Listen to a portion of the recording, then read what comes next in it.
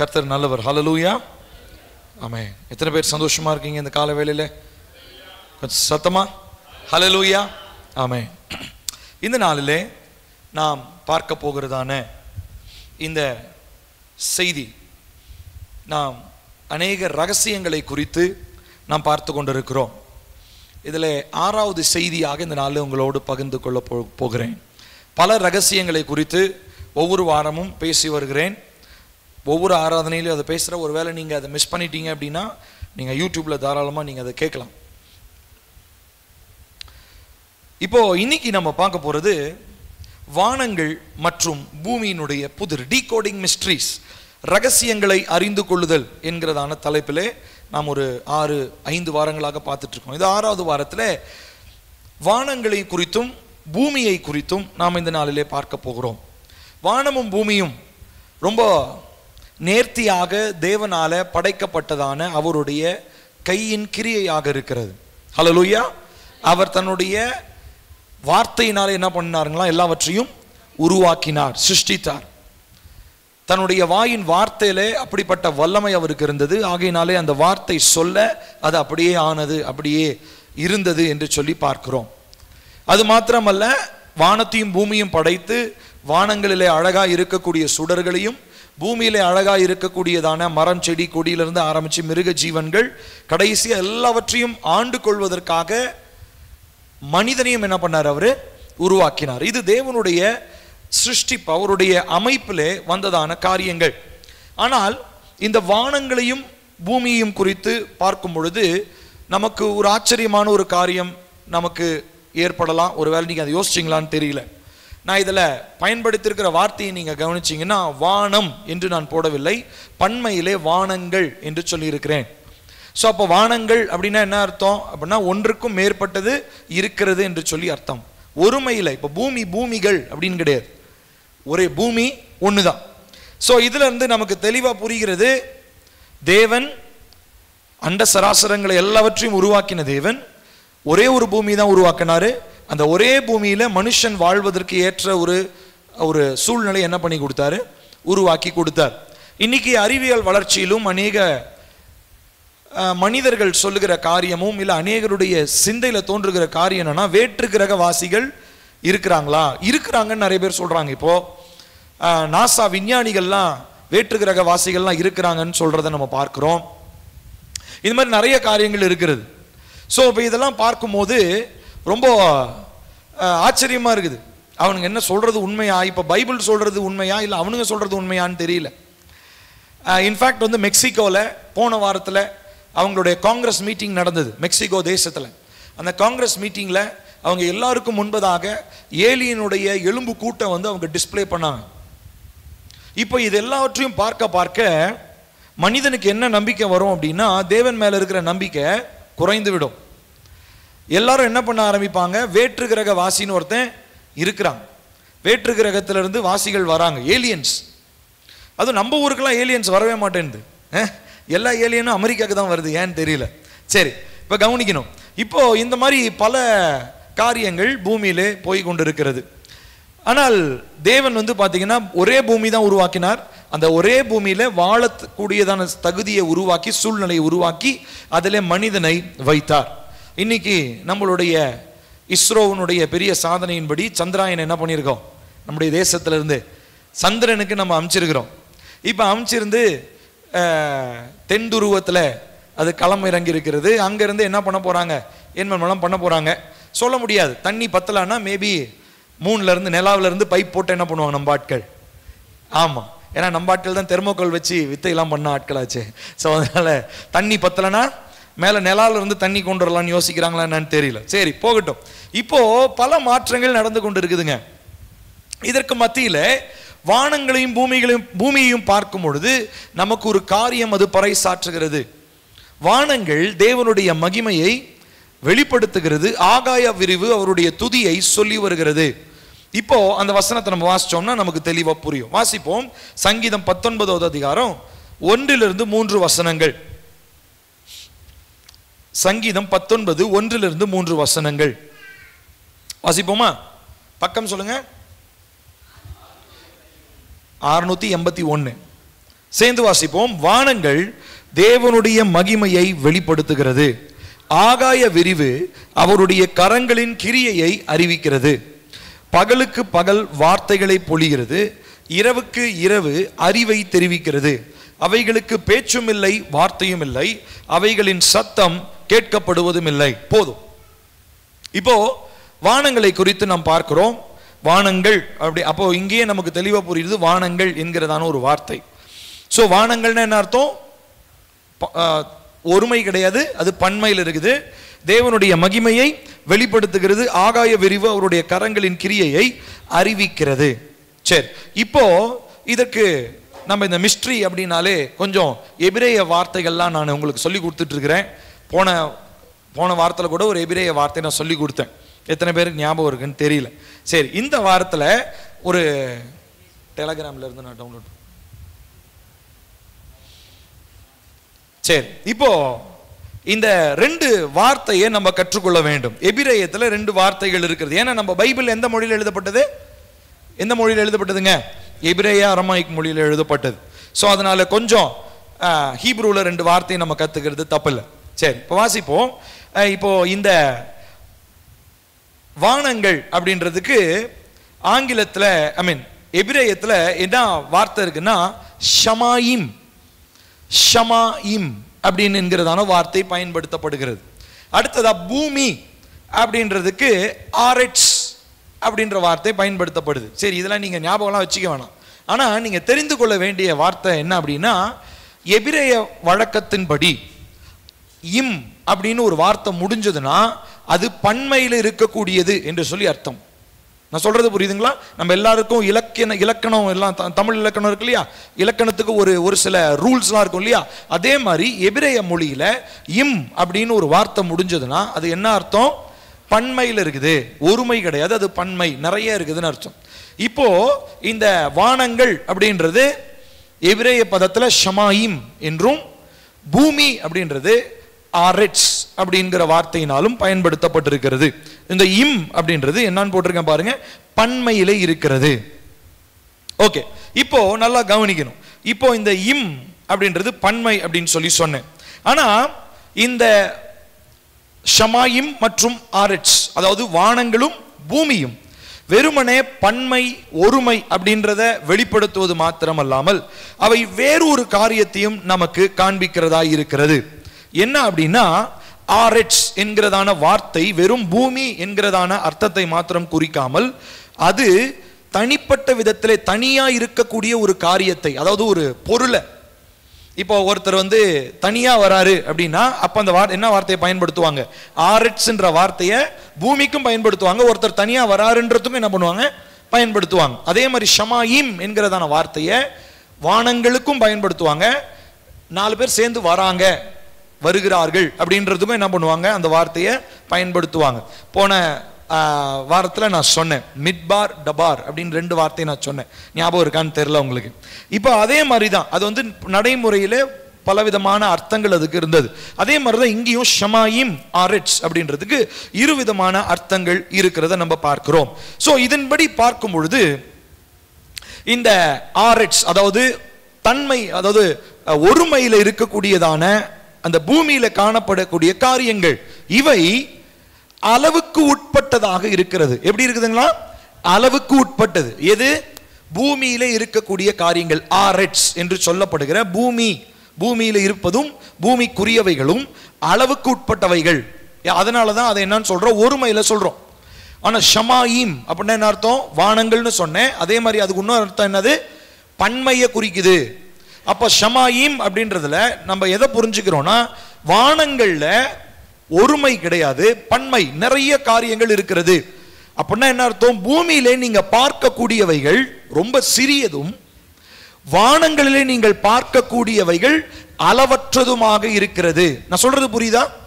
நான் திரும்ப சொல்றேன், பூமியிலே நீங்கள் பார்த்து அனுபவிக்கக்கூடிய காரியங்கள் குறைவானதும் எண்ணக்கூடியவைகளாகவும், அதே நேரத்தில் வானங்களிலே இருக்கக்கூடியதான காரியங்கள் எண்ண முடியாதவைகளாகவும் அளவற்றதாகவும் இருக்கிறது அப்படின்றத நம்ம என்ன பண்ணணும்?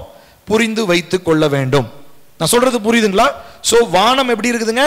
அளவற்றது, பூமி எப்படி இருக்கிறதுங்க? அளவுக்கு உட்பட்டது. இதை நீங்க புரிந்து கொள்ள வேண்டும்.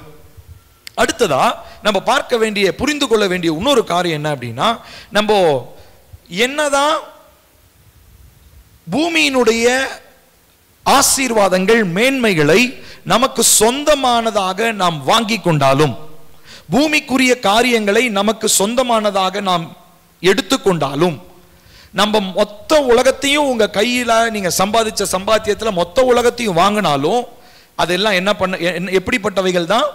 எண்ணக்கூடியவைகள், அளவுக்கு உட்பட்டவைகள். அப்போ ஒரு மனிதன் உலகத்தின் காரியத்தினால் அல்ல, பரலோகத்தினுடைய வானங்களுக்குரிய அந்த பன்மையில் இருக்கக்கூடிய தேவனால் உருவாக்கப்பட்ட வானங்களுடைய மகிமையிலிருந்து வருகிற காரியங்களை ஒரு மனிதன் தன்னுடைய வாழ்க்கையில நிரப்பிக் கொள்ளும் பொழுது அதுதான் அவனுடைய வாழ்க்கையில அளவற்றதாக மாறுகிறது. நான் சொல்றது புரியுதுங்களா? இன்னைக்கு ரெண்டு காரியம் தான் பார்க்க போறோம். ஒன்னு அளவுக்கு உட்பட்டது, இன்னொன்னு அளவற்றது.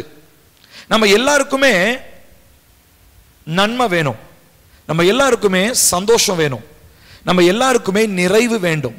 ஆனா இது எல்லாத்துக்குமே பின்னணியா இருக்க வேண்டியது என்ன அப்படின்னா, அளவற்ற சந்தோஷம், அளவற்ற ஆசீர்வாதம், அளவற்ற மேன்மை. இதுதான் நம்ம எதிர்பார்க்கிறோம். ஆமா தானே? ஏங்க, அளவுக்குட்பட்ட ஆசீர்வாதத்தை நீங்க தேடணும்னா ஏசப்பாவை தேடி வர வேண்டிய அவசியம் இல்ல. அது நீங்க பூமியிலே நீங்க சம்பாதிச்சுக்கலாம். அளவுக்குட்பட்டதான காசு, ஒரு பணம், ஒரு ஏதோ ஒரு காரியத்தை சம்பாதிக்கணும்னா நீங்க உலகத்துல இருக்கிற 1000 விஷயம் இருக்குது. ஆனா நம்ம இங்க புரிந்து கொள்ள வேண்டிய ஒரு காரியம், நம்ம எதை தேடி வந்திருக்கிறோம்? கர்த்தருடைய அளவற்றது, இன்ஃபினிட், அதாவது எண்ணி முடியாத காரியங்களை தான் நம்ம என்ன பண்றோம்? தேடி வந்திருக்கிறோம். அப்போ அவர் தருகிற அளவற்ற காரியங்கள் பூமிக்குரியவைகளாய் அவ என்ன பண்ண போறது இல்லை, இருக்க போறது இல்ல. அவை வானங்களுக்குரியவைகளாகவும் வானங்களுக்கு அப்பாற்பட்டு இருக்கிறதான காரியங்களிலிருந்து நமக்கு வருகிறதாகவும் இருக்கிறது. So all the blessings that should come upon your life should come from heaven. உங்கள் வாழ்க்கையிலே ஒரு ஆசீர்வாதம் வரணும்னு சொல்லி சொன்னா அது எங்க இருந்து மாத்திரம் தான் வரணும்? வானங்களிலிருந்து மாத்திரம் தான் வரணும். வானங்களிலிருந்து வந்தா மாத்திரம் தான் அந்த ஆசீர்வாதம் அளவற்ற ஆசீர்வாதம்னு சொல்ல முடியும். மற்றபடி நீங்க உலகத்துல சம்பாதிக்கக்கூடிய உங்கள் பணத்தினாலே, உங்கள் சாதுரியத்தினாலே, உங்கள் பலத்தினாலே நீங்கள் சாதிக்கக்கூடிய எல்லா காரியங்களுமே அளவுக்கு உட்பட்டவைகள். இந்த தெளிவு புரிஞ்சுதா? ஒரு வசனம் வாசிச்சு நம்ம இன்னும் கொஞ்சம் ஆழமா நம்ம இதை தியானிக்கலாம். ஏசாயா 55வது அதிகாரம் 9வது வசனம்.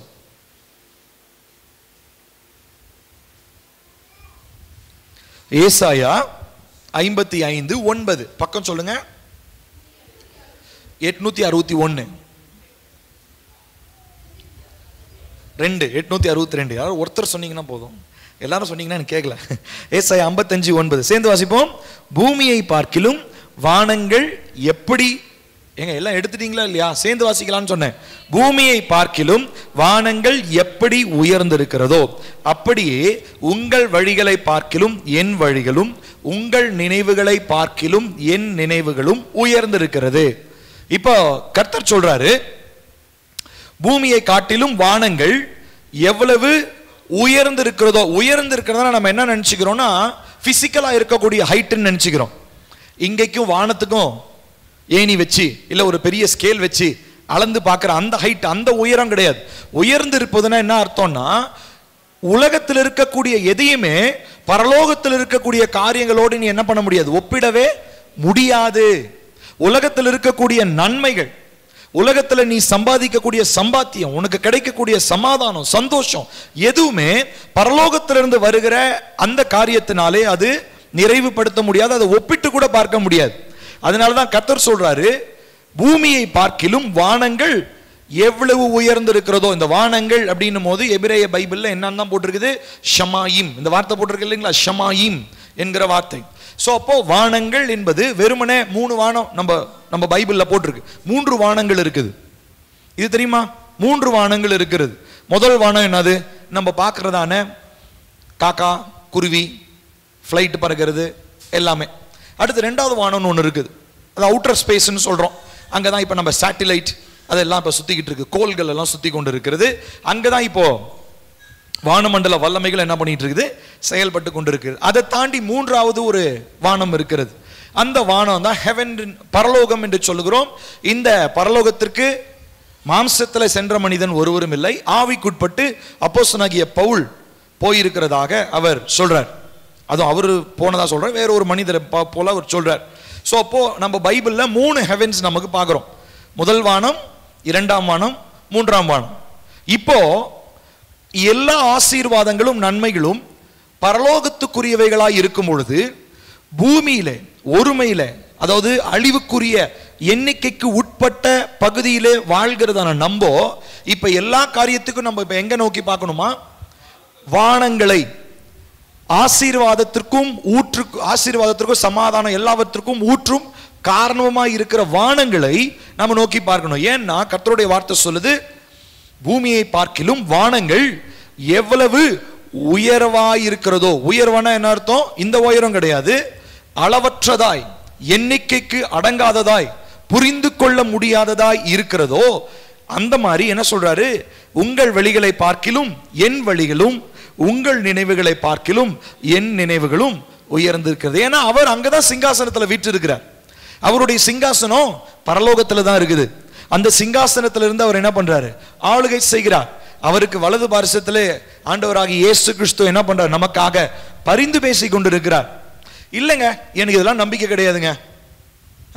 கண்ணால பார்த்து நான் எதை தொட்டு உணர முடியுமோ இதை தான் நான் நம்புவேன் அப்படின்னு சொல்லி சொன்னா, நம்ப கிறிஸ்தவன் என்று சொல்லுவதற்கு நமக்கு தகுதி இல்லை. ஏன்னா நம்மளுடைய அடிப்படையான தகுதியே நாம் தரிசித்து நடவாமல், பார்த்து நடவாமல் நாம் என்ன பண்றோம்? விசுவாசித்து நடக்கிறோம். ஆண்டவராகிய இயேசு கிறிஸ்து நமக்காக மரித்து உயிர் தெழுந்தார், ரத்தம் சிந்தினார், இதெல்லாமே நம்முடைய விசுவாசம்.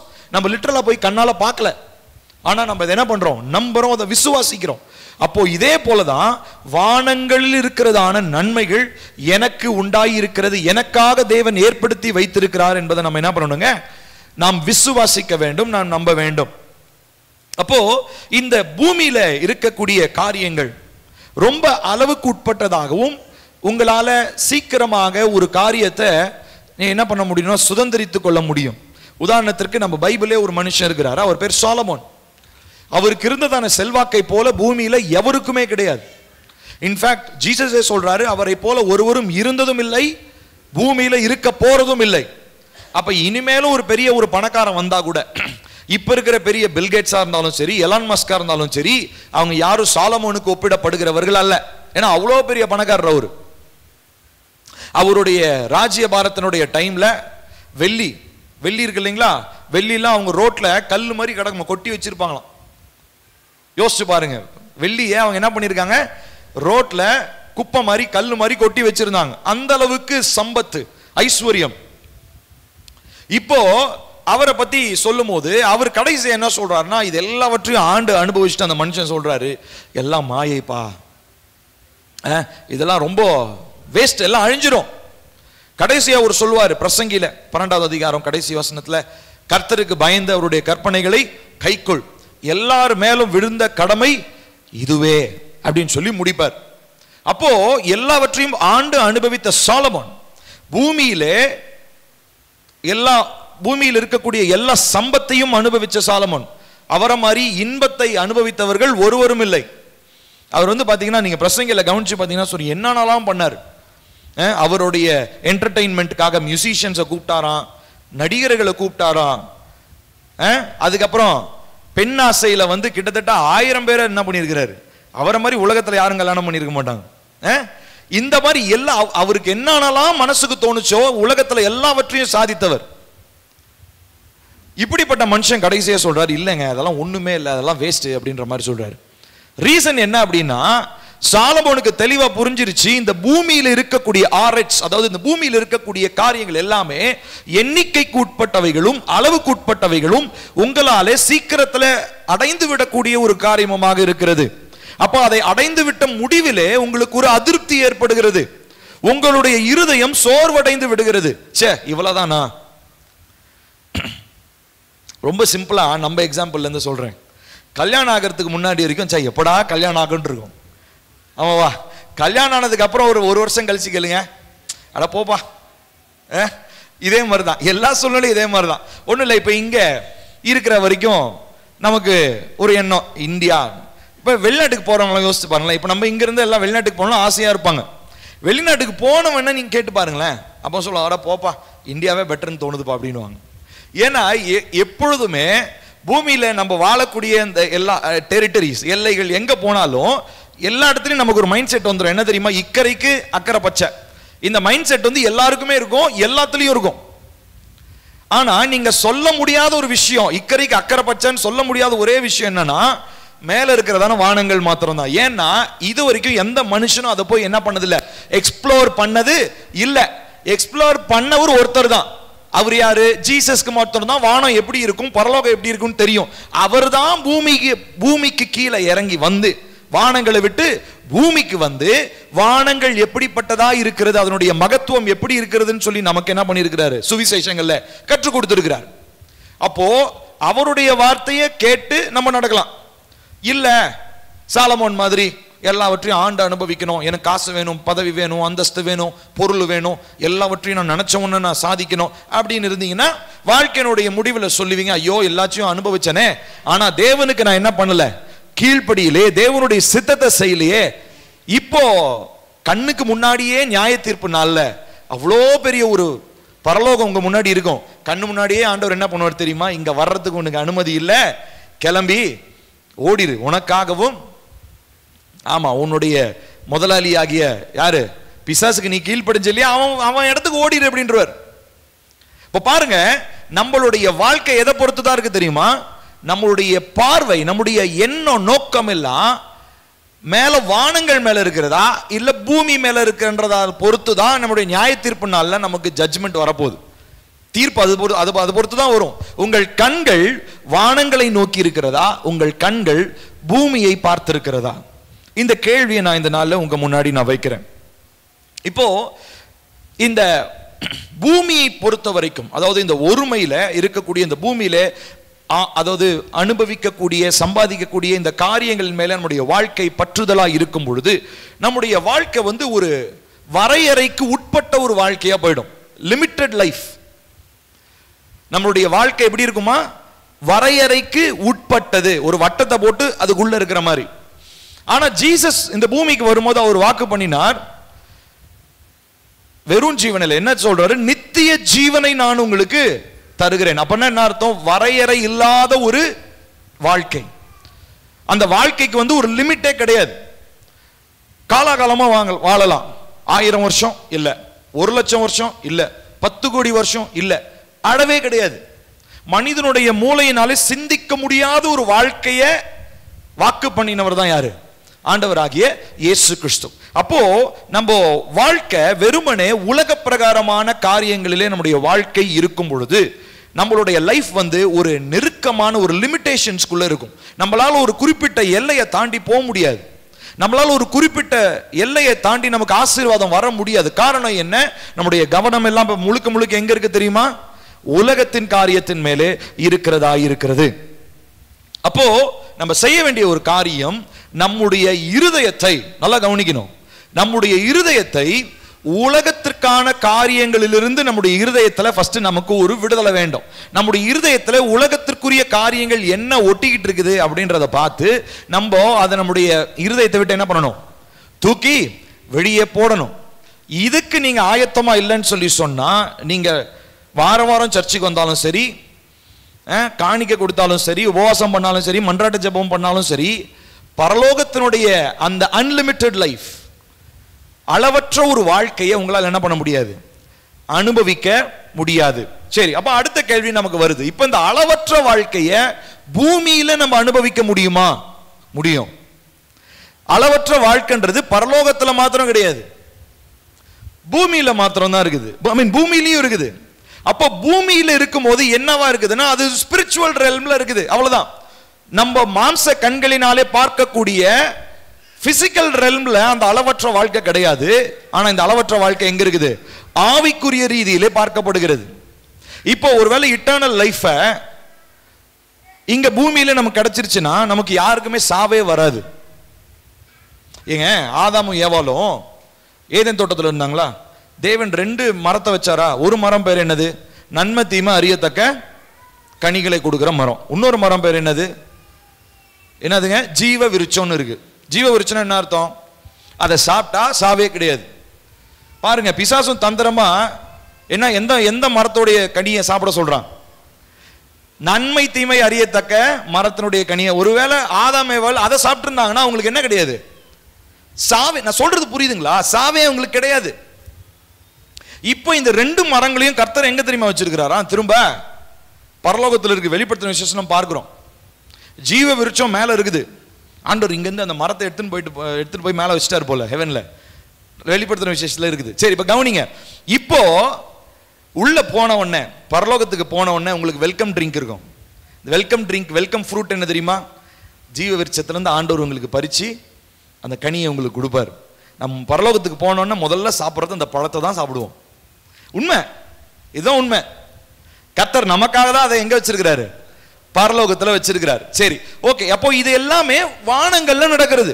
ஆனா இந்த பூமியில ஆவிக்குரிய மனுஷனா நீங்களும் நானும் இருக்கும்போது இந்த நித்திய ஜீவனை உங்களால என்ன பண்ண முடியும்? பிசிக்கலா அனுபவிக்க முடியலன்னு சொல்லி சொன்னாலும் ஆவியில உங்கள் உள்ளான மனிதனிலே உங்களால என்ன பண்ண முடியும்? ஒரு லிமிட்லெஸ் லைஃப், அளவற்ற ஒரு வாழ்க்கையை உங்களால வாழ முடியும். நான் திரும்ப சொல்றேன், தேவ பிள்ளைகளா, இயேசுவை ஏற்றுக்கொண்டவங்களா, நித்திய ஜீவன் என்பது வெறும் பரலோகத்திற்கு மாத்திரம் வைக்கப்பட்டிருக்கிற ஒரு சொத்து அல்ல. அது தேவ பிள்ளைகளா இயேசுவை ஏற்றுக்கொண்ட நொடியிலிருந்து நம்ம இங்கேயே அனுபவிக்கக்கூடிய ஒரு அனுபவமாக இருக்கிறது. இப்போ என்னுடைய வாழ்க்கையில நான் இயேசுவை ஏற்றுக்கொண்ட நாளிலிருந்து நான் என்னத்தை அனுபவிச்சுட்டு இருக்கேன் தெரியுமா? எட்டர்னல் லைஃப், நித்திய ஜீவனை அனுபவிக்கிறேன். மேபி எனக்கு ஒரு குறிப்பிட்ட வயசாகும் போது எனக்கு மரணம் ஏற்படலாம். ஆனா அது என்னுடைய வாழ்க்கையை என்ன பண்ண போறது இல்ல, முடிக்க போவது இல்லை. ஏன்னா என்னுடைய வாழ்க்கை அதுக்கப்புறமும் என்ன ஆக போகுதுங்க?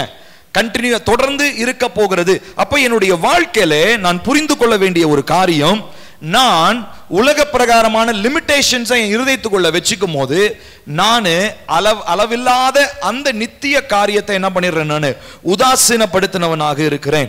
So the things of the earth are finite and the things of the heaven are infinite. அப்படின்னா என்ன அர்த்தம்? பூமிக்குரிய காரியங்கள் அளவுக்கு உட்பட்டதும், பரலோகங்களுக்குரிய காரியங்கள், வானங்களுக்குரிய காரியங்கள் அளவற்றதுமாக இருக்கிறது. ஹல்லேலூயா. நான் சொல்றது உங்களுக்கு புரியுதா? சரி, இப்போ ஜீசஸ் இத பத்தி ஒரு கமாண்ட் நமக்கு கற்றுக் கொடுக்கிறார். வாசிப்போமா? யோவான் 17வது அதிகாரம், யோவான் 17வது அதிகாரம் 14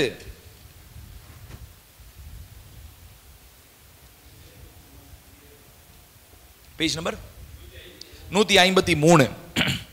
யோவான் 17:14 வாசிக்கலாமா? நான் உம்முடைய வார்த்தையை அவர்களுக்கு கொடுத்தேன். நான் உலகத்தான் அல்லாதது போல அவர்களும் உலகத்தார் அல்ல. ஆதலால் உலகம் அவர்களை பகைத்தது. நீர் அவர்களை உலகத்திலிருந்து எடுத்துக்கொள்ளும்படி நான் வேண்டிக் கொள்ளாமல் நீர் அவர்களை தீமை நின்று காக்கும்படி வேண்டிக் கொள்கிறேன். நான் உலகத்தான் அல்லாதது போல அவர்களும் உலகத்தார் அல்ல. உம்முடைய சத்தியத்தினாலே அவர்களை பரிசுத்தமாக்கும். உம்முடைய வசனமே சத்தியம். நீர் என்னை உலகத்தில் அனுப்பினது போல நானும் அவர்களை உலகத்தில் அனுப்புகிறேன். அவர்களும் சத்தியத்தினாலே பரிசுத்தமாக்கப்பட்டவர்களாகும்படி அவர்களுக்காக நான் என்னை தானே பரிசுத்தமாக்குகிறேன். ஜீசஸ் அவருடைய சொந்த வாயினால, வார்த்தையில அவர் ஒரு வார்த்தையை சொல்றாரு. என்ன சொல்றாரு? நான் உலகத்தார் அல்லாதது போல என்ன பின்பற்றதான இந்த விசுவாசிகள், இந்த சீஷர்கள் யாருமே உலகத்திற்கு உரியவர்கள் அல்ல. இப்ப பாருங்க, இங்கதான் நமக்கு ஒரு எதிரும் புதிருமான காரியம் இருக்குது. என்னது? நாம் இந்த உலகத்தில் இருந்தாலும் நாம் இந்த உலகத்திற்கு உரியவர்கள் அல்ல.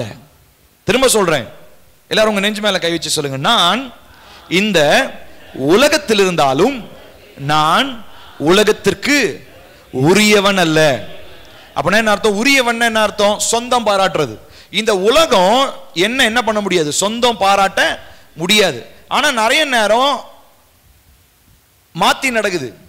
உலகம் என்னை சொந்தம் பாராட்டல, ஆனா நான் நிறைய நேரம் உலகத்தினுடைய காரியங்களை என்ன பண்ணிட்டு இருக்கிறேன்? சொந்தம் பாராட்டி கொண்டிருக்கிறேன். உலகத்தினுடைய இச்சை எனக்குள்ள இருக்குது, உலகத்தினுடைய அடிமைத்தனம் எனக்குள்ள இருக்குது. ஆனா ஆண்டவர் என்ன நம்மளை எப்படி பிரித்து எடுத்திருக்கிறாரு? இவர்கள் உலகத்தில் உள்ளவங்க, உலகத்தில் இருந்தாலும் உலகத்தார் இவங்க இல்ல. அதுக்கு எக்ஸாம்பிள் என்ன சொல்றாரு? ஏன்னா என்னையும் நீங்க அப்படிதானே மாற்றுனீங்க அப்படின்னு பிதா. ஆக்சுவலி இந்த 17ஆம் அதிகாரம் ஃபுல்லாவே ஜீசஸ் பிதாவை பார்த்து ஜெபம் பண்ற ஒரு ஜெபம். அது பிரதான ஆசாரியனுடைய ஜெபம்னு சொல்லுவாங்க.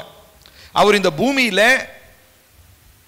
எல்லா ஆசாரியர்களுக்கும் மேலான ஒரு பிரதான ஆசாரியராய் அவர் இந்த பூமிக்கு என்ன பண்றாரு? நமக்காக மன்றாடினார்.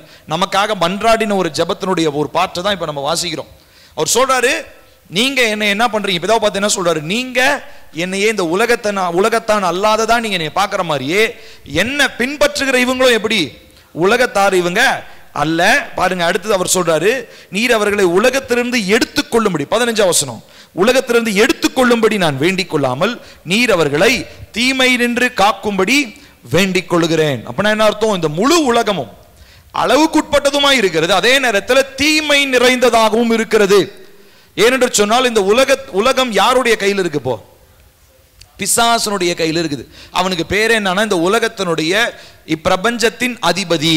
பிசாசுக்கு இன்னொரு பேர் என்னது? பல பேர் இருக்கு. அதாவது பொய்யன், பொய்யுக்கு பிதாவாய் இருக்கிறான், இப்படிலாம் இருக்குது. அதுல அவனுக்கு இன்னொரு பேர் என்னன்னா இப்பிரபஞ்சத்தின் அதிபதி. அப்போ அவன் இந்த காலத்துல இந்த பூமியை ஆளுகை செய்யறது அவனுடைய கையில தான் இருக்குது. ஆனா ஆண்டவர் இயேசுப்பா அப்பவே சொல்லிட்டாரு, இவங்களை நீங்க பூமியில இருந்து எடுத்துறாதீங்க, ஆனா இந்த பூமியினுடைய தீமை இவர்களை தொடாதபடி என்ன பண்ணிக்கோங்க, காத்துக்கொள்ளுங்கன்னு சொல்லி யாருக்கிட்ட வேண்டாரு? பிதாவின் இடத்துல அவர் வேண்டிக் கொள்றார். அடுத்தது பாருங்க, நான் உலகத்தான் அல்லாதது போல அவர்களும் உலகத்தார் அல்ல. அதேதான் மேலேயும் சொல்றார், அவர்களும் உலகத்தார் அல்ல. நான் உலகத்தான் அல்லாதது போல அவர்களும் உலகத்தார் அல்ல. 14ஆம் வசனத்திலையும் அதை சொல்றாரு, 16ஆவது வசனத்திலையும் அதே வசனத்தை சொல்லிட்டு, உம்முடைய சத்தியத்தினாலே அவர்களை பரிசுத்தமாக்கும், உம்முடைய வசனமே சத்தியம். நீர் என்னை உலகத்தில் அனுப்பினது போல நானும் அவர்களை உலகத்தில் அனுப்புகிறேன். அப்படின்னா என்ன அர்த்தம்? கூட்டம் கூடி ஒரே இடத்துல உட்கார்ந்து இருக்காதீங்க, ஸ்ப்ரெட் அவுட், வெளியே போங்க. போய் என்ன பண்ணணும்னா சத்தியத்திற்கு சாட்சியாக வாழுங்கள். தீமைக்கு சாட்சியா இல்ல, தீமைக்கு சாட்சியா இல்ல, சத்தியத்திற்கு சாட்சியாக வாழுங்கள். அப்ப சத்தியத்திற்கு சாட்சியா வாழ்றவனுடைய ஒரே தகுதி என்ன தெரியுமா?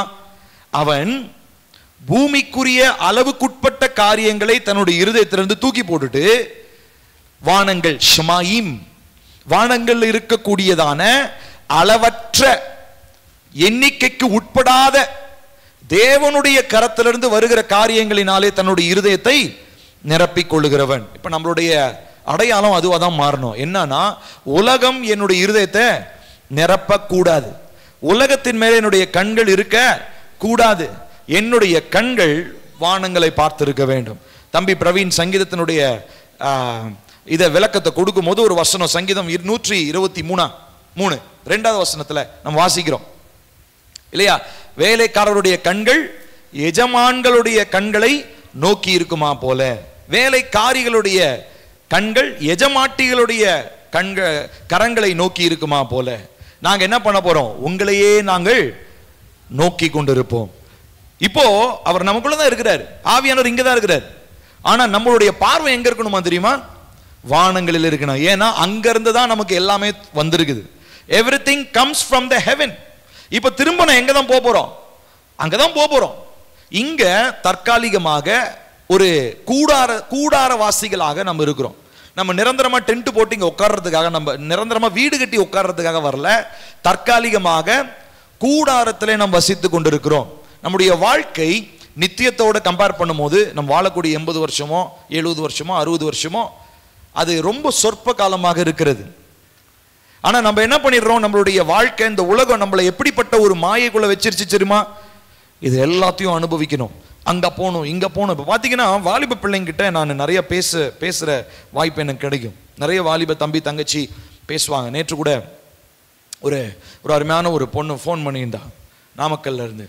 இப்போ அந்த பொண்ணுகிட்ட கேட்கும்போது ஆண்டவருக்குள்ள இருக்கிறா, ஆனா அவளுடைய பேச்சில் தெரியுது உலகத்திற்குரிய காரியம் நிறைய அவளுக்கு இருக்குது, உலகத்தினுடைய ஆசைகள் நிறைய இருக்குது, உலகத்தினுடைய ஏக்கங்கள் நிறைய இருக்குது. அப்போ நம்ம கேள்வி கேட்கலாம், அப்ப நான் ஆசைப்படக்கூடாதா, ஏங்க கூடாதா அப்படின்ற அடுத்த கேள்வி வரும். இப்போ அதுக்கு தான் நம்ம தெளிவா புரிஞ்சுக்கணும். நம்மளுடைய சிறு பிராயம் முதலே நம்மளுடைய ஃபோக்கஸை நம்முடைய பிள்ளைகள், அதனாலதான் சின்ன பிராயத்தை முதற்கொண்டே நம்ம அவங்களுக்கு எதை ஊட்டி வளர்க்கணும் தெரியுமா? பரலோகத்தினுடைய ஆசை, தேவனுடைய சித்தத்திற்குரிய காரியங்களை சின்ன பிள்ளைகளுக்கு நீங்க ஊட்டி வளர்த்தீங்கன்னு சொல்லி சொன்னா உலகத்தில் இருக்கிறதான எந்த தீமையான காரியத்தையும் அவங்க என்ன பண்ண மாட்டாங்க, ஆசைப்பட மாட்டாங்க. பொதுவா எனக்கும் அந்த பேரண்டிங், பிள்ளைகளை வளர்க்கறதுல எனக்கு ஒரு மிஸ்கன்செப்ஷன் ஒன்று இருந்தது. என்னன்னா, பிள்ளைங்களை அவங்க போக்கில் விட்டுறணும், அதுக்கப்புறம் அவங்களா பார்த்து ரட்சிக்கப்பட்டு வரணும் அப்படின்ற ஒரு யோசனை எனக்கு இருந்துச்சு. ஆனால் இத்தனை நாட்களாய் என்னுடைய திருமண வாழ்க்கையில் பல பெற்றோர்களை நான் பார்த்து கற்றுக்கொண்ட விஷயம் என்ன தெரியுமா? எந்த பெற்றோர் தங்களுடைய பிள்ளைகளை சிறு பிராயம் முதற்கொண்டே தேவனுடைய பாதையில வழி நடத்தினாங்களோ அந்த பிள்ளைங்க பயங்கரமான ஒரு ஆசீர்வாதமா இருக்கிறாங்க. லிட்டரலா நான் கண்கூடான பார்த்த ஒரு காரியம். ஆனா எந்த பிள்ளைகளை அவங்க போக்கில் விட்டுட்டு வெறும் ஜபத்தை மட்டும் செஞ்சுக்கிட்டு அவங்களுக்காக ஜோம் பண்ணிக்கோங்க, அவங்க விலகி போயிடக்கூடாது, அப்படி இருக்கக்கூடிய குடும்பங்கள்ல டைம் தான் வேஸ்ட் ஆகுது. மேபி அவங்க ரட்சிக்கப்பட்டு வரலாம், அவங்க ஜபத்தை கேட்டு தேவன் அவங்க ஜபத்தை கேட்டு ரட்சிப்பை கொடுக்கலாம். ஆனா காலங்கள் என்ன ஆகுது, வாலிப வயசுல அவங்க தேவனுக்கு சாட்சியே இருக்கக்கூடிய அந்த காலங்கள் போயிடுது. வாலிப நாட்கள் அவன் சாட்சியே இருக்க மாட்டான். 40 வயசுல அவன் ரட்சிக்கப்பட்டு என்ன பிரயோஜனம்? 40 வயசுல தேவன் அவனை 20 வயசுக்கு ஊழியத்துக்கு அழைச்சி அவன் ஊழியத்துக்கு வந்தானா அது எவ்வளவு பெரிய காரியம் தேவனுக்காக. ஆனா ஒரு ஆளு ரிட்டையர்மெண்ட்ல வராரு அப்படின்னா அது வேற, ரிட்டையர்மெண்ட்ல வர்றவங்க வேற. ஆனா தேவன் இளமையிலே ஒருத்தங்களை ஊழியத்துக்காக அழைக்கிறதுன்றது அது பயங்கரமான ஒரு காரியம். காரணம் என்ன தெரியுங்களா? ஏன்னா அந்த தேவனுடைய அழைப்பை பெற்றவர் எந்த முதலாளியை பார்க்கிறாரு தெரியுமா? வானத்தையும் பூமியும், வானங்களையும் பூமியும் உண்டாக்கினதான சர்வ வல்லமையுடைய தேவனை நம்பி அவர் வரார். அவர் உலக பிரகாரமாக மனிதனை போல அவர் இங்க இருக்கிறதான ஒரு முதலாளிக்கோ ரட்டன் டாட்டாவுக்கோ இல்ல மோடிக்கோ இல்ல பில்கேட்ஸுக்கோ எலன் மஸ்குக்கோ ஒர்க் பண்றவர், இவங்கெல்லாம் அழிந்து போகக்கூடிய மனிதர்கள். அப்போ இந்த சிறு பிராயத்திலேயே பரலோகத்தினுடைய மேன்மைகளை பிள்ளைகளுக்கு கற்றுக் கொடுக்கிறதுன்றது ரொம்ப ரொம்ப அவசியம். சின்ன பிள்ளைங்களை வளர்க்குறவங்க, இனிமே பிள்ளைகளை பெற்றெடுக்க போறவங்க, நீங்க நல்ல மைண்ட்ல ஏத்திக்கோங்க. சிறு பிராயம் முதலே பிள்ளைகளுக்கு பரலோகத்திற்குரிய காரியங்களை கற்றுக் கொடுக்கிறது ரொம்ப ரொம்ப அவசியம். சோ இந்த காரியம் தான் இன்னைக்கு பிள்ளைகளுடைய மனதில். இப்ப பாருங்க, இந்த பேரண்டிங் தப்பா இருக்கும் போது பிள்ளைகளுக்கு ஆசையும் தப்பா போயிடுது. அப்ப எதை ஆசைப்படணும்னு இன்னைக்கு பிள்ளைகளுக்கு தெரிய மாட்டேனுது. அழிந்து போகக்கூடிய காரியத்து மேல ஆசைப்படாத மனம் மண்டையில ஏற மாட்டேனுது. ஐயோ இதை நான் ஆசை வச்சுட்டேனே, இது எனக்கு ரொம்ப அருமையா இருக்குது, இது எனக்கு ரொம்ப பிரியமா இருக்குது அப்படின்றது மாத்திரம் தான் மைண்ட்ல தோணுதே ஒழிய, கர்த்தர் உனக்காக ஒரு அளவில்லாத ஒரு ஆசீர்வாதத்தை பரலோகத்துல உனக்கு வச்சிருக்கிறாரு. நீ இப்ப விசுவாசிச்சுனா இந்த உலக காரியத்தை விட்டினா உனக்கு கொடுப்பாருன்றத சொன்னாலும் மண்டைக்கு என்ன மாட்டேது, ஏற மாட்டேங்குது, மண்டையில புரிய மாட்டேங்குது. இன்னைக்கு வாலிப பிள்ளைங்க கிட்ட போராடுற ஒரு பெரிய விஷயமே இதுதான். ஒன்று படிப்பா இருக்கும், இல்லை மேரேஜ்னு வரும்போது அவங்க விரும்புகிற ஒரு பொண்ணாகவோ பையனாகவோ இருப்பாங்க. அது வேணாம்பா, அது தேவ சித்தம் இல்லப்பான்னு சொன்னா மண்டையில ஏற மாட்டேங்குது. ஏன் தெரியுமா? சின்ன வயசுல இருந்து அவங்களுக்கு ஆசை எல்லாம் பூமிக்குரிய காரியங்களாகவே மனசுல வந்துருச்சு. இப்ப அதை எடுக்கிறது ரொம்ப கஷ்டம், இப்ப அதை மாத்துறது ரொம்ப கஷ்டம்.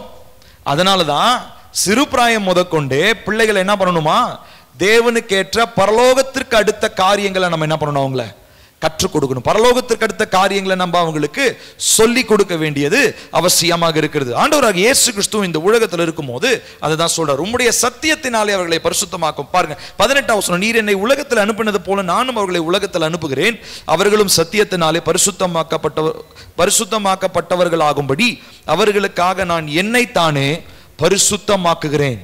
அவர் தன்னை பரிசுத்தப்படுத்தி இன்னும் கொஞ்ச நேரத்தில் அவர் கொஞ்ச நாள் என்ன பண்ண போறார், சிலுவையிலே தன்னுடைய ஜீவனை கொடுக்க போறார்.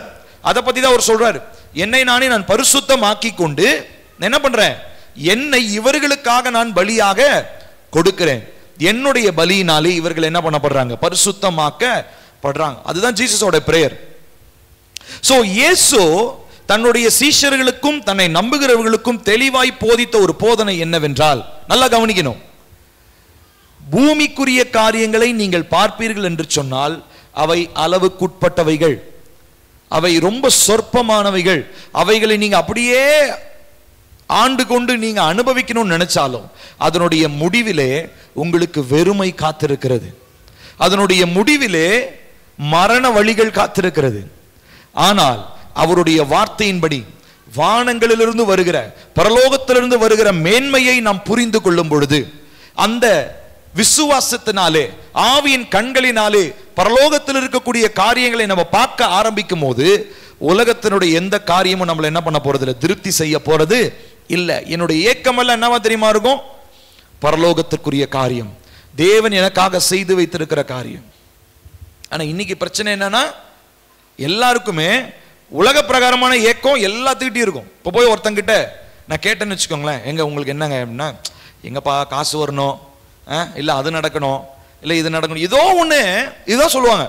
ஆனால் யாருமே ஆவிக்குரிய ஒரு விஷயத்த சொல்ல மாட்டாங்க. அப்படியே சொன்னாலும் அது சும்மா நான் கேட்டேன்றனால மேபி என்ன சொல்லலாம், பில்லி கேட்குறாரு அதனால இவர்கிட்ட என்ன பண்ணுவோம், கொஞ்சம் ஆவிக்குரிய விஷயமா சொல்லுவோம். ஆனால் ஒரு ஃப்ரெண்டு உங்ககிட்ட கேட்குறாருன்னு வச்சுக்கோங்களேன், உனக்கு என்னப்பா இப்போ தேவை அப்படின்னா அவங்ககிட்ட என்ன சொல்லுவீங்க? ஏதாவது நம்ம உலக பிரகாரமான காரியத்தை தானே சொல்லுவோம். இப்போ பாருங்க, இப்படிதான் நம்மளுடைய எண்ணங்கள் இருக்கிறது. ஏன்னா இன்னும் நம்மளுடைய ஃபோக்கஸ் கம்ப்ளீட்டா பூமியிலிருந்து ஷிஃப்ட் ஆகி மேல வானங்களுக்கு போகல. இன்னும் அழிவுக்குரிய காரியங்களை தான் பார்த்துட்டு இருக்கிறோம். எண்ணிக்கைக்கு உட்பட்ட எல்லாராலையும் அனுபவிக்கக்கூடிய ஒரு காரியங்களை தான் பார்க்கிறோம். ஆனா கர்த்தர் நமக்காக பிரத்யேகமாக எனக்காக வைத்திருக்கிறதான இன்பங்கள், ஆசீர்வாதங்கள், மேன்மைகள், உயர்வுகள் வானங்களில் இருக்கிறது என்பதை என்ன பண்றது இல்ல, புரிந்து கொள்றதுல. அப்படியே புரிஞ்சுக்கிட்டாலும் என் கண்ணை மேல பார்க்கறதுல எனக்கு கஷ்டம் இருக்குது. ஏன்னா சிறு பிராயம் முதலே உலகத்தினுடைய காரியத்தை ஆண்டு அனுபவிக்கணும்ன்றது என்னுடைய சிந்தையில யாரோ ஒருத்தங்க சொல்லி என்ன பண்ணிட்டாங்க, ஒரு பொய்ய திணிச்சிட்டாங்க. இப்ப இந்த பொய்ய மாத்துறதுக்கு ஒரே வழிதான் இருக்குது. பொய்ய மாத்தணும்னா அதுக்கு பதிலா அந்த இடத்துல என்ன வரணும், உண்மை வரணும். அப்படித்தானே? பொய்க்கு எதிர்மறையானது என்னது? உண்மை. அப்ப அதுக்கு அந்த உண்மைனா என்னது? கர்த்தருடைய வார்த்தை, சத்தியம். கர்த்தருடைய வார்த்தை சத்தியம். இந்த சத்தியம் உங்க உள்ளத்துக்குள்ள போக போக தான் ஏற்கனவே உங்க உள்ளத்துல இருக்கிறதான உலகத்திற்குரிய பொய்யெல்லாம் என்ன ஆகும், வெளியே போகும். வசனமே படிக்கல, வெறுமனே ஞாயிற்றுக்கிழமை பைபிள் திறக்கிறதோட சரி. நிறைய விசுவாசிகளுடைய வாழ்க்கையில் இருக்கிறதா நான் சொல்றேன். பைபிள் படிக்கிறதே கிடையாது. பைபிள் படிச்சாலும் சும்மா ரீடு தான் பண்றோம், நியூஸ் பேப்பர் படிக்கிற மாதிரி டக டக டகன்னு படிச்சுட்டு போயிடுறோம். ஆனா அது என்ன கற்றுக் கொடுக்குது? அந்த சத்தியம் என்ன? என்னுடைய இருதயத்திற்கு அது தேவையானது. ஏன்னா நான் அடுத்து என்னுடைய மரணத்துக்கு அப்புறம் நான் வாழ போகிறதான வாழ்க்கை எதை பொறுத்துதான் இருக்குது? இதை பொறுத்துதான் இருக்குது. ஏங்க நான் சொல்றது புரியுதா இல்லையா? இப்போ ஒரு எக்ஸாம்பிள் சொல்றேன். இப்போ உங்களுக்கு வந்து இங்கிலாந்து போறதுக்கு ஒரு விசா கிடைக்குது, உங்களை கூட்டிட்டு போறாங்க ஒருத்தங்க. அங்க நீங்க 5 வருஷம் இருக்க போறீங்க, ஒரு எக்ஸாம்பிள் வச்சுக்கோ. இப்போ என்ன பண்றாங்கன்னா, உங்களுக்கு விசா டிக்கெட் எல்லாம் கன்ஃபார்ம் ஆயிடுச்சு. ஜனவரி 2024 ஜனவரி 1ஆம் தேதி உங்களுக்கு ஃப்ளைட்டுன்னு வச்சுக்குவோம், ஒரு எக்ஸாம்பிள் சொல்றேன். இப்போ உங்களுக்கு ஒரு ஆர்வம் வரும், இந்த 5 வருஷம் நான் அங்க போய் என்ன பண்ண போறேன்? ஆர்வம் இருக்குமா இல்லையா? உங்க கையில ஸ்மார்ட் போன் இருந்தா உடனே என்ன பண்ணுவீங்க? இங்கிலாந்து, முதல்ல இங்கிலாந்துடைய வரைபடத்தை பார்ப்போம். அப்புறம் என்ன பண்ணுவோம்? இங்கிலாந்து எவ்வளவு பரப்பளவு, அப்படியே இல்லைனாலும் இங்கிலாந்துல நல்லா சாப்பிடு. இப்போ ஒருவேளை நல்லா சாப்பிடுற நல்லா ஆளா இருந்தா என்ன பண்ணுவாரு? இங்கிலாந்துல சுவையாய் கிடைக்கக்கூடிய காரியங்கள் என்ன, இங்கிலாந்துல மிஸ் பண்ண கூடாத சுற்றுலா தலங்கள் என்ன. 5 வருஷத்துல நம்ம என்னென்னலாம் பண்ணணுமோ எல்லாத்தையும் என்ன பண்ணிடுவோம், அலசி ஆராய்ச்சி ஒரு அவுட்லைன் கத்துக்குவோம். ஏன்னா நான் என்ன பண்ண போறேன், ஜனவரி 1ஆம் தேதி அங்க போறேன். பண்ணுவோமா இல்லையா? ஒருவேளை உங்க கையில் இன்டர்நெட் இல்லைனாலும் போனவங்க கிட்ட என்ன பண்ணுவீங்க, போன் பண்ணி கேட்பீங்க, அங்க போனியா, அங்க பாத்தியா, அதை பாத்தியா, அங்க என்ன நல்லா இருக்கும், என்ன நல்லா இருக்கும் கண்டிப்பா கேட்போம். ஏன்னா நம்ம ஒரு இடத்தை விட்டு வேற ஒரு இடத்துக்கு போறோம். இதே போலதான் இப்போ எந்த அளவுக்கு அந்த போக போற ஒரு ஊரை நீங்க கத்துக்கிறது எவ்வளவு அவசியமோ அதே போலதான் நம்ம போகிறதான நித்திய வாழ்க்கையை குறித்து நம்ம தெரிஞ்சுக்கிறதுக்கு ஒரே ஒரு வழி என்னது, நம்ம கையில் இருக்கிற தேவனுடைய வார்த்தை. இப்போ அது எந்த அளவுக்கு நீங்க ஈகரா படிக்கிறீங்க? நான் வானங்கள், எனக்காக தேவன் வானங்களில் வைத்திருக்கிற நன்மையை பெற்றுக்கொள்ளணும். 2வதா என்னுடைய மரண நாட்கள் வரும்பொழுது நான் அங்க போய் பார்க்கணும், நான் அதை போய் அனுபவிக்கணும். பரலோகத்தில் எனக்காக தேவன் என்ன வச்சிருக்கிறாரு, இந்த எல்லா ஆசீர்வாதம் எல்லா அவுட்லைனும் கர்த்தர் பைபிள்ல வச்சிருக்கிறார். ஆனா நான் தான் படிக்கிறது இல்லை.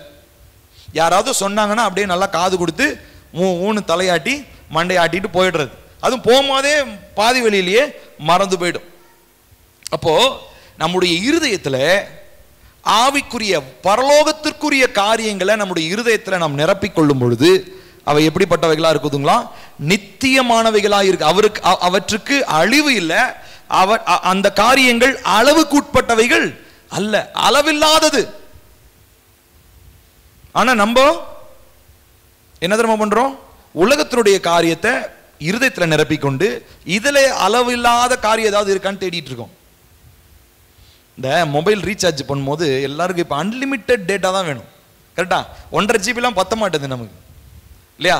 1.5 ஜிபிலாம் பத்த மாட்டேங்குது. 4K எல்லாம் நல்லா ஜாலியாக ஓடிடி எல்லாம் படம் பார்க்க ஆரம்பிச்சிட்டா 1.5 ஜிபி அன்லிமிட்டெட் டேட்டா இருக்கிற பேக் என்னதுங்க? அதை சொல்லுங்க, அதை போட்டுக்கிறேன். ஆனா இங்க அன்லிமிட்டெட் தேடிட்டு இருக்கிறோம். அன்லிமிட்டெட்ன்றது மேல இருக்குதுன்றது தேவன் ரொம்ப தெளிவா நமக்கு சொல்றாரு. வானங்கள்ல தான் இருக்குது. நீ உலகத்துக்குரியவன் அல்ல.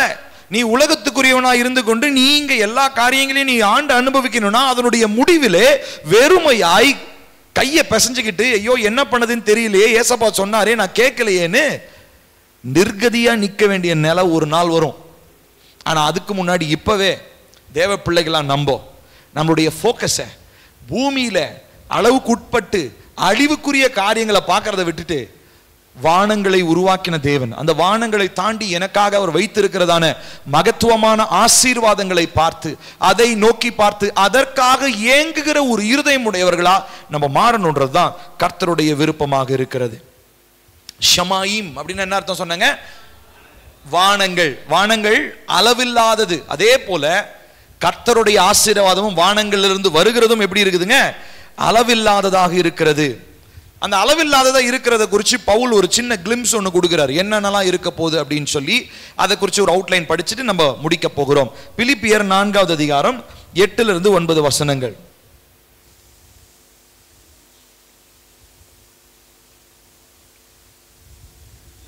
பிலிப்பியர் 4 8 to 9.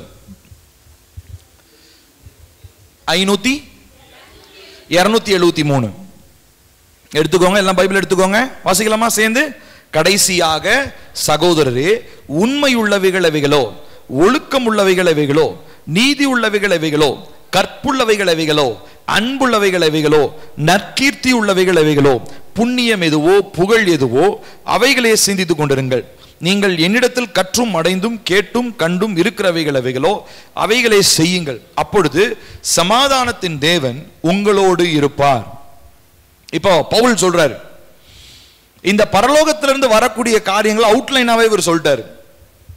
அதுதான் பரலோகத்திலிருந்து வரக்கூடியவைகளை ஒரு அவுட்லைனா சொல்லிட்டு அதனால உங்களுடைய இருதயத்தை நீங்க நிரப்பிக் கொள்ளுங்க. என்னது?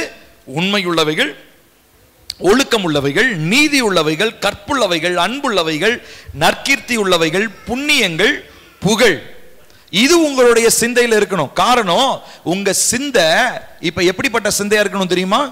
உலகத்தினால் தாக்கத்தை ஏற்படுத்தப்பட்ட சிந்தையா இல்லாம வானங்கள் பரலோகத்திலிருந்து வரக்கூடிய ஆசீர்வாதங்களை பெற்றுக்கொள்ளுகிற ஒரு சிந்தையாக மாறணும். சோ நம்மளுடைய மைண்ட் டிரான்ஸ்ஃபர்மேஷன் நடக்கணும். நான் வெள்ளிக்கிழமை ஒரு வீடியோ நான் அனுப்பினேன் வாட்ஸ்அப்ல, எத்தனை பேர் பார்த்தீங்கன்னு தெரியல. உங்களுடைய மனம் புதிதாகுதல், ரினியூவல் ஆஃப் த மைண்ட். உங்க ஸ்மார்ட் போன் நீங்க இருந்ததுன்னா தயவு செஞ்சு வாட்ஸ்அப்ல அந்த வீடியோ நான் அனுப்பியிருக்கேன், தயவு செஞ்சு பாருங்க. 1/2 மணி நேரம் தான் வரும். நம்முடைய சிந்தையை எப்படி புதிதாக்குறது? இப்போ இந்த ரினியூவல் நடக்கல, புதிதாக்குதல் நடக்கலன்னா நம்மளுடைய பார்வை நித்தமும் எங்க தெரியுமா இருக்கும்? பூமியில மாத்திரம் தான் இருக்கும். அப்போ உங்களுடைய வாழ்க்கை ஒரு எவ்வளோ சாதிச்சாலும் மனசு எப்படி தெரியுமா இருக்கும்? வெறுமையா இருக்கும். நீங்க எவ்வளோ சம்பாதிச்சாலும், நான் திரும்ப சொல்றேன், நீங்க உலகத்துல நீங்க எவ்வளோ சம்பாதிச்சாலும், உலகத்தினுடைய ஆசாபாசங்களை பின்பற்றி ஓடினாலும், நான் நேசிக்கிற ஒருவரை, மனதான நேசிக்கிற ஒருவரை நான் மணந்து கொண்டாலும், அது பரலோகத்திலிருந்து வரலன்னு சொல்லி சொன்னா அது என்னுடைய வாழ்க்கையில சந்தோஷத்தை தருவது இல்லை.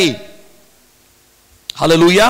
இப்போ நான் என்னுடைய வாழ்க்கையில நான் சாட்சியா சொல்ல முடியும்.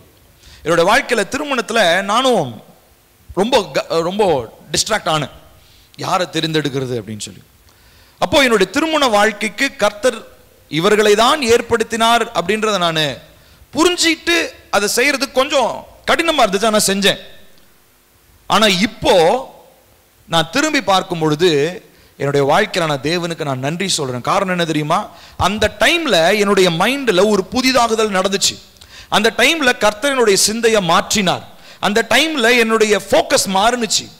உலகத்தினுடைய காரியத்தின் மேல இருந்து பரலோகத்திற்குரிய காரியங்களின் மேல் என்னுடைய கவனம் போச்சு. அப்போ நான் சரியான தீர்மானம் எடுப்பதற்கு கர்த்தர் எனக்கு உதவி செய்தார். அதனாலதான் அது திருமணமா இருக்கட்டும், தொழிலா இருக்கட்டும், படிப்பா இருக்கட்டும், எதிர்காலமா இருக்கட்டும், எதுவாக இருந்தாலும் சரி, உங்களுடைய ஃபர்ஸ்ட் ப்ரையாரிட்டி, உங்களுடைய ஃபர்ஸ்ட் ஃபோக்கஸ் எங்க தெரியுமா இருக்கணும்? பரலோகத்தை பார்க்கணும். பரலோகத்திலிருந்து வருகிறதா, அது பரலோகத்துக்கு உரியதா, பரலோகத்திலிருந்து பிதாவினால் உண்டானதா, இதுதான் நீங்க செக் பண்ணி பார்க்கணுமே ஒழிய பூமியில வரக்கூடிய எல்லா ஆசீர்வாதங்களையும் அப்படியே அள்ளி அணைச்சிக்க கூடிய வேண்டிய அவசியம் இல்லை. அப்படி செஞ்சீங்கன்னா முடிவிலே ஏமாற்றமும் தோல்வியும் தான் எஞ்சி இருக்கும். அப்போ தேவ பிள்ளைகளாகிய நம்ம எல்லாரும் கவனமா புரிந்து ஆராய்ந்து பார்க்க வேண்டிய ஒரு காரியம், என்னுடைய இருதயத்துல நான் எவ்விதமான காரியங்களினால என்னுடைய இருதயத்தை நிரப்பி இருக்கிறேன். உலக பிரகாரமான காரியங்களா, பரலோகத்திற்கு அடுத்த காரியங்களா, அழிந்து போகக்கூடிய காரியங்களா, அழிவில்லாத காரியங்களா, எண்ணிக்கைக்கு உட்பட்ட காரியங்களா, எண்ணிக்கைக்கு உட்படாத காரியங்களா, இது எல்லாமே நம்ம ஆராய்ச்சி பார்க்கணும். உங்க லைஃப்ல நம்ம எல்லாருமே சோதித்து பார்க்க வேண்டியது அவசியம். நம்ம வாழ்ற வாழ்க்கை, நம்மளுடைய ஸ்டாண்டர்ட் என்ன? என் வாழ்க்கைக்குன்னு ஒரு தரம் வச்சிருக்கிறார். இப்ப யாராவது குடிச்சுக்கிட்டு ஊர் சுத்திட்டு இருந்தா அவனை பார்த்து என்ன சொல்லுவான்? தரங்கெட்ட வாழ்க்கையை அவன் என்ன பண்றான் சொல்றோமா இல்லையா? ஒருத்தன் வேலைக்கே போகாம குடிச்சிட்டு திரியிறான்னா அவனை பார்த்து அப்படிதான் சொல்லுவான், தரங்கெட்ட வாழ்க்கையை வாழ்றான்டா, அர்த்தம் இல்லாத வாழ்க்கையை வாழ்றான், அவனால யாருக்கும் எந்த பிரயோஜனமும் கிடையாது. இப்ப இதே தான் தேவனும் சொல்லுவார் நம்மளை பார்த்து. நம்மளுடைய வாழ்க்கை பூமியை பார்த்து இருக்கும் போது அவர் என்ன பார்த்து சொல்லுவாரு? உனக்காக நான் என்னுடைய ரத்தத்தை நான் சிந்தினேன், இந்த இந்த இந்த தியாகத்தை, இந்த பலியை உன்னால புரிஞ்சுக்க முடியல, புரியாம நீ இன்னும் என்ன பண்ணிட்டு இருக்கிற? தரங்கெட்ட ஒரு வாழ்க்கையை நீ வாழ்ந்துட்டு இருக்க.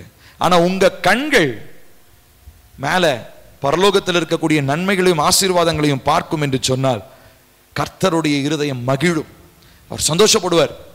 அவருடைய சிந்தப்பட்ட ரத்தம் வீணா போனது போல அப்படின்னு சொல்லி அவருக்கு ஒரு நிறைவு ஏற்படும். சோ இப்போ இது எல்லாமே நம்முடைய வாழ்க்கையில நாம் ஆராய்ந்து பார்க்க வேண்டிய ஒரு காரியம். சோ முதலாவது ஒரு கேள்வியை நான் கேட்டு நான் முடிக்க விரும்புகிறேன். முதலாவது, உங்களுடைய சொத்துக்கள் என்ன? உங்களுக்கு விலையேற பெற்றதாய் நீங்கள் பார்க்கிற காரியங்கள் என்ன? அந்த காரியங்கள் எங்கிருந்து வந்தது? நிறைய பேருக்கு போன் தான் ரொம்ப முக்கியம், நிறைய பேருக்கு அவங்களுடைய படிப்பு ரொம்ப முக்கியம், நிறைய பேருக்கு அவங்களுடைய அந்தஸ்து ரொம்ப முக்கியம். சரி, எல்லாம் முக்கியமா இருந்துட்டு போட்டோம். அது எங்க இருந்து வந்துச்சு? உலகத்திலிருந்து வந்ததா, பரலோகத்திலிருந்து வந்ததா? உலகத்திலிருந்து வந்ததுன்னு சொல்லி சொன்னா அதனுடைய முடிவில் உங்களுக்கு ஏமாற்றம் உண்டு. நான் 100% அடிச்சு சொல்றேன். ஆனா பரலோகத்திலிருந்து வந்ததுன்னு சொல்லி சொன்னா அதே 100% கேரண்டியோட சொல்ல முடியும், உங்களுடைய வாழ்க்கையில நீங்கள் சமாதானத்தை, எப்படிப்பட்ட சமாதானம்? அளவில்லாத சமாதானம். அதுவும் ஜீசஸ் சொல்றபடி பூமி கொடுக்கிறபடி சமாதானம் இல்ல, என்னுடைய சமாதானத்தை அவர்களுக்கு நான் தருகிறேன், வைத்து போகிறேன். சோ இந்த ரெண்டு கேள்வி. முதலாவது, உங்களுடைய சொத்துக்கள் என்ன? ரொம்ப எனக்கு இது ரொம்ப பிடிக்குங்க, இது என் மனசுக்கு ரொம்ப பிடிச்சது அப்படின்னு எந்த விஷயத்த சொல்றீங்க? அந்த விஷயம் எங்க இருந்து வந்துச்சு? உலகத்திலிருந்து வந்துச்சுன்னா அதை தூக்கி போடுங்க, அது வேண்டாம், தேவையில்லை. ஆனா தேவன் கொடுத்திருப்பாருன்னு சொல்லி சொன்னா, நீங்க காத்திருந்து தேவ சமூகத்திலிருந்து பெற்றிருப்பீங்கன்னு சொல்லி சொன்னா பொறுமையோடு இருங்க. கர்த்தர் அவர் கொடுத்த ஆசீர்வாதத்தினாலே உங்களுடைய வாழ்க்கையிலே அளவில்லாத பரிபூர்ண சமாதானத்தை கொடுக்க உண்மை உள்ளவராயிருக்கிறார். ஹல்லேலூயா. நம்ம யாவரும் எழுந்து நிற்போமா? தேவனை நோக்கி நாம் பார்க்க போகிறோம். இன்னைக்கு உங்க இருதயத்துல எதுனால நிரப்ப போறீங்க?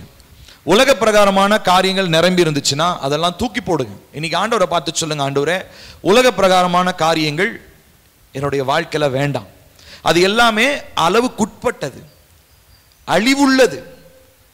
அதுதான் இந்த ஆரட்ஸ் என்கிறதான இந்த எபிரேய பதத்திலிருந்து நான் கற்றுக்கொண்டது அதுதான். ஆனா வானங்களை நான் பார்க்கும் பொழுது அது வானங்கள் ஷமாயீம், அதனுடைய அர்த்தம் என்னவென்று சொன்னால், வானங்கள் அதிகமாய் இருப்பது போல, பன்மையில் இருக்கிறது போல என்னுடைய ஆசீர்வாதங்களும் திரளாய் இருக்கிறது. பரலோகத்திலிருந்து வரக்கூடிய எனக்கு வர வேண்டிய ஆசீர்வாதங்கள், நன்மைகள் அளவற்றதாய் இருக்கிறது. ஆனா இந்த நாட்களிலே உலகத்தினுடைய பொய்யை நம்பி, என்னுடைய சமுதாயத்தில் இருக்கிறதான பொய்களை நம்பி உலகத்துடைய காரியத்தினாலே என்னுடைய இருதயத்தை நிரப்பிட்டான்பா, என்ன தயவு செஞ்சு இப்ப என்ன மன்னிங்க. நீங்க எத்தனை பேர் உண்மையாலுமே தேவன் உங்களோடு கூட பேசினாருன்னு சொல்லி எனக்கு தெரியல. ஒருவேளை அப்படி பேசியிருப்பாருன்னு சொல்லி சொன்னார் அப்படின்னு சொன்னா, இதனால உங்களுடைய இருதயத்தின் மேல உங்க கையை வச்சு சொல்லுங்க, உங்க நெஞ்சு மேல கை வச்சு சொல்லுங்கப்பா, உலக பிரகாரமான காரியங்களினாலே என்னுடைய வாழ்க்கையை நான் நிரப்பிட்டேன். அது அழிவுள்ளது என்பதை நான் அறிந்து கொண்டேன், அது அழிவு உள்ளது என்பதை நான் அறிந்து கொண்டேன். ஆனால் எனக்கு தேவை அழிவில்லாத சந்தோஷம், எனக்கு தேவை அழிவில்லாத ஒரு நித்திய வாழ்க்கை, எனக்கு தேவை அழிவில்லாத ஒரு நிறைவு ஆண்டவரே.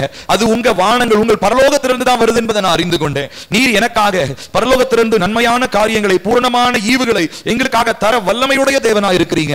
ஆனால் நானோ அழிவுக்குரிய காரியங்களை பார்த்து என்னுடைய இருதயத்தை அதனாலே நான் நிரப்பிக் கொண்டதற்காக நான் தயவாய் அப்பா உம்முடைய சமூகத்தில் வருந்துகிறேன். என்னை உம்முடைய இரத்தத்தினாலே கழுவி என்னை பரிசுத்தமாக்குங்க, என்னை மன்னிங்க. கேளுங்க, எல்லாரும் வாயை திறந்து கேளுங்களேன். ஏசப்பா என்ன தயவாய் மன்னிங்க. என்னுடைய இருதயத்துல உலக பிரகாரமான ஆசைகள் வைத்ததற்காக, அழிவுள்ள காரியங்களை சிந்தித்ததற்காக, அந்த காரியங்களினால் என்னுடைய வாழ்க்கையை நிரப்ப வேண்டும் என்று சொல்லி நான் திட்டம் பண்ணினதற்காக என்னை தயவாய் மன்னியும். உம்முடைய பிள்ளையாகிய நான் அப்படிப்பட்ட எண்ணமுடையவனாய் இருக்கிறது உம்முடைய சித்தம் அல்ல. ஏனென்று சொன்னால் இந்த பூமிக்கு வரும்போது அப்பா நாங்கள் உம்மை போல உலகத்தார் அல்ல என்று சொல்லி எங்களை வேறு பிரித்து எங்களை உம்மோடு கூட இணைத்துக் கொண்டிருக்கிறீர். ஆனால் நாங்களோ அழிந்து போகக்கூடிய காரியங்கள் மேல் எங்களுடைய கண்களை வைத்துக் கொண்டு அப்பா நித்திய வாழ்க்கையை இழந்து போவதற்கு அப்பா நாங்கள் போய் கொண்டிருந்தோமே. ஆனாலும் தேவரீர் எங்க மேல மிகுந்த கிருபையாக இந்த நாள் எங்களோடு கூட நீர் இடைப்பட்டதற்காக உமக்கு ஸ்தோத்திரம் அப்பா. இந்த நாளிலே இந்த வார்த்தைகளின்படி கர்த்தாவே நாங்கள் பூமிக்குரியவைகளை பார்க்காமல் பரலோகத்துக்குரியவர்களை பார்க்க, பூமிக்குரியவைகளை சிந்திக்காமல் பரலோகத்துக்குரியவைகளை சிந்திக்க, எங்கள் இயேசு உலகத்தாராய் இல்லாமல் இருந்தது போல நாங்களும் உலகத்தாராய் இராமல் பரலோகத்துக்குரியவர்களாய் நாங்கள் வாட கர்த்தருடைய ஆவியானவர் இந்த நாளிலே எங்களுக்கு பலன் தருவீராக, எங்களுக்கு கிருபை தருவீராக. தன்னுடைய இருதயத்தின் மேல கையை வச்சு உண்மையா இந்த ஜெபத்தை ஏறெடுக்கிற ஒவ்வொருவருடைய வாழ்க்கையில கர்த்தாவே ஒரு விசேஷித்த கிருபையை தாங்க. உலக காரியங்களை வெறுக்க, அழிவுக்குரிய அப்பா காரியங்களை இருதயத்தை விட்டு தூக்கி போட, அப்பா அழிவில்லாத நித்திய ஜீவனை சுதந்திரிப்பதற்கு தகுதியுள்ளவர்களாய் மாற ஒவ்வொருவரையும் கர்த்தர் தகுதிப்படுத்துங்க. இந்த நாள் எங்க சபையில் இருக்கிற சிறு குழந்தையிலிருந்து பெரியவங்க, வாலிப பிள்ளைங்க ஒவ்வொருவருக்காக நாங்க ஜெபிக்கிறோம்ப்பா. எங்களுடைய வாழ்க்கையில உலகத்திற்குரிய காரியங்கள் வேண்டாம்ப்பா, அழிவுக்குரிய காரியங்கள் வேண்டாம்ப்பா. நாங்கள் உலகத்தார் அல்ல என்பதை புரிந்து கொண்டோம். இயேசு தெளிவாக எங்களுக்கு கற்றுக் கொடுத்திருக்கிறீர். அதன்படி நாங்கள் உம்முடைய வார்த்தையை பற்றிக் கொண்டு நீர் எங்களுக்காக ஜெபித்த அந்த ஜெபத்தை நாங்கள் ஆண்டவரே நாங்களும் அதை ஏற்றுக்கொண்டு இந்த நாளில் உமக்கு பிரியமானவர்களாய் வாழ, பரலோகத்தையே நோக்கி காத்துக் கொண்டிருக்க, கர்த்தர் எங்களுக்கு நன்மை செய்யும் அளவோ அப்பா பரலோகத்திலிருந்து நன்மை செய்கிறதான தேவனையே நாங்கள் பார்த்துக் கொண்டிருக்க கர்த்தர் எங்களுக்கு பலனையும் கிருபையும் தருவீராக. இதனால வந்திருக்கிறதான நாங்கள் ஒவ்வொருவரும் எங்கள் இருதயத்தை அளவற்ற பரலோகத்திற்குரிய மேன்மைகளினாலே நாங்கள் நிரப்பப்பட எங்களுக்கு உதவி செய்யும். அழிவுள்ள காரியங்கள் எங்கள் இருதயத்தை விட்டு விலகட்டும், பரிசுத்தப்படுத்தும். எங்க சபையில் எங்க குடும்பத்தில் இருக்கிற ஒவ்வொருவரும் தங்களுடைய கண்களை உம்மேல பதிய வைக்க, பரலோகத்தை மாத்திரம் நோக்கி பார்க்க, அதுவே எங்களுடைய உறைவிடமாய் இருக்கிறது, அதுவே எங்களுக்கு நாங்கள் வந்து சேரக்கூடிய புகலிடமாய் இருக்கிறது என்று சொல்லி பரலோகத்தில் வீற்றிருக்கிறதான உண்மை மாத்திரமே நோக்கி பார்க்க எங்களுக்கு உதவி செய்யும். விசேஷித்த கிருபைகளை பரிசுத்த ஆவியானவரே நீர் எங்களுக்கு இந்த நாட்களிலே தருவீராக. எங்களோடு நீர் இடைப்பட்டதற்காக ஸ்தோத்திரம், எங்களை நீர் ஆயத்தப்படுத்தி கொண்டிருக்கிறதற்காக ஸ்தோத்திரம். உடைய வருகை நாட்கள் சமீபமாய் இருப்பதனாலே நாங்கள் இந்த வசனங்களை, இந்த வார்த்தைகளை நாங்கள் உதாசீனப்படுத்தாமல் எச்சரிப்போடு கவனத்தோடு இந்த வார்த்தைகளை எங்கள் இருதயத்திற்கு ஏற்றுக்கொண்டு இதை நாங்கள் ஆராய்ந்து பார்க்க, இந்த வசனங்களின்படி நாங்கள் கனியுள்ள ஒரு வாழ்க்கை வாழ எங்களுக்கு உதவி செய்யும். துதிக மகிமையெல்லாம் நாங்கள் உமக்கே செலுத்துகிறோம். இயேசுவின் நாமத்தில் கேட்கிறோம் எங்கள் ஜீவனுள்ள நல்ல தகப்பனே, ஆமென். நம்முடைய கர்த்தராகிய இயேசு கிறிஸ்துவின் கிருபையும் பிதாவாகிய தேவனுடைய அன்பும் பரிசுத்த ஆவியானவருடைய காவலும் ஐக்கியமும் நம் அனைவரோடும் இன்றும் என்றும் சதா காலங்களில் நிலைத்திருப்பதாக. ஆமென். Praise the Lord. கர்த்தர் நம்மை ஆசீர்வதிப்பார்.